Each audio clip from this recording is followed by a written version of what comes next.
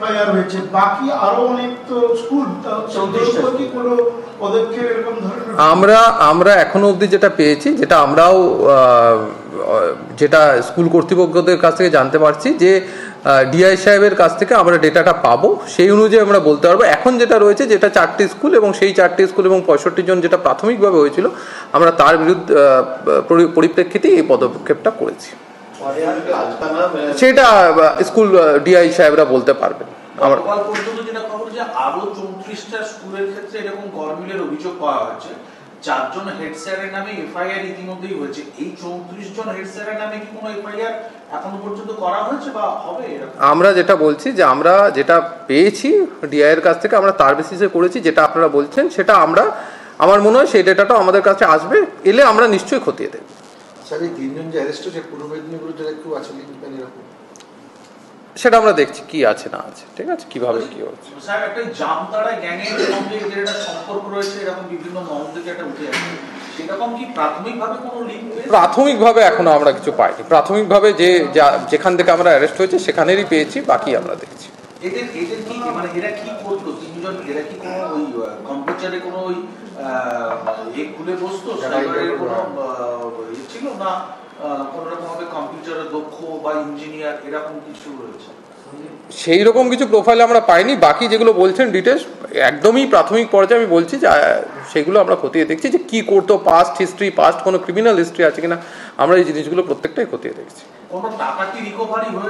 টাকা রিকভারির প্রসেস আছে, সেগুলো ব্যাংকের মধ্য দিয়ে যে অ্যাকাউন্টগুলোকে ফ্রিজ করা হচ্ছে তার মধ্য দিয়ে যে প্রসেস আছে, সেই প্রসেস ফলো করে সেগুলো করা হচ্ছে। ভিন রাজ্যের অ্যাকাউন্টেও প্রচুর টাকা গেছে বলে জানতে পারছি।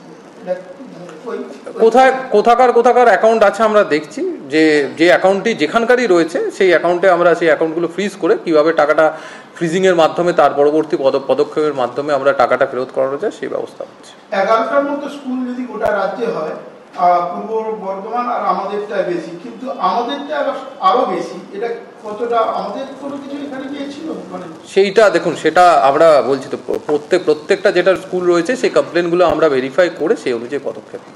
শিক্ষকরা কি বলছেন? ওরা মূলত শিক্ষকরা যেরকম প্রত্যেকে আমাদের সঙ্গে তদন্তে সাহায্য করছে। এটা আবার বলছি, যে তদন্তের যেটা তদন্তের প্রসঙ্গ, সেটা আমি এখন বলছি না, সেটা নিশ্চয়ই আপনারা জানতে পারবেন। দেখছি, আমরা খতিয়ে দেখছি সবকিছু। ঠিক আছে, সেটা দেখুন, আমি আমার জেলাটা বলতে পারবো। ঠিক আছে, যে সমস্ত জেলা তাদের মতো করে ইনভেস্টিগেশন করছে, সেই অনুযায়ী ইনভেস্টিগেশন যেরকম এগোবে নিশ্চয়ই আপনারা জানতে পারবেন। এটা মুখ্যমন্ত্রী নিজে বলছেন যে এরা যেন টাকাটা পেয়ে যায়, সেটাও জেলা প্রশাসন কি দেখছে? প্রত্যেকটা জিনিসই জেলা প্রশাসন এবং সর্বোচ্চ যে মহল আছে প্রশাসনের প্রত্যেকটি জায়গা থেকে দেখা হচ্ছে। আমরা নিশ্চয়ই পিসিতে নিয়ে তারপর বাকি ইনভেস্টিগেশন করব। নিশ্চয়ই। ঠিক আছে।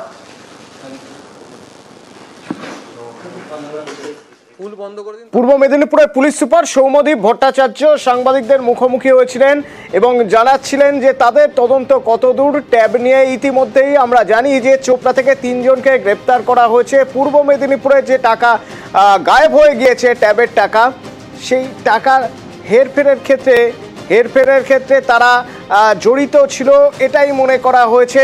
তো এই পূর্ব মেদিনীপুরের ট্যাবের টাকা কোথায় গেল? যখন খোঁজ করা শুরু হয়েছিল তখন সেখান থেকে দেখা যাচ্ছে যে পূর্ব মেদিনীপুরে ট্যাবের টাকা জালিয়াতি করা হয়েছে। চোপড়া থেকে 3 জনকে ধরা হয়েছিল, সেখান থেকে 3 জনকে ধরা হয়েছিল পূর্ব মেদিনীপুরের ট্যাব জালিয়াতিতে। ভাই কিছু বলো, কেন ট্যাব কেলেঙ্কারি করলা তোমরা? কেন এত রাজ্যের টাকা কেন ট্যাব কেলেঙ্কারি করলা? রাজ্যের টাকা কেন ভাই ট্যাব কেলেঙ্কারি বলো কেন ট্যাব কেলেঙ্কারি বলো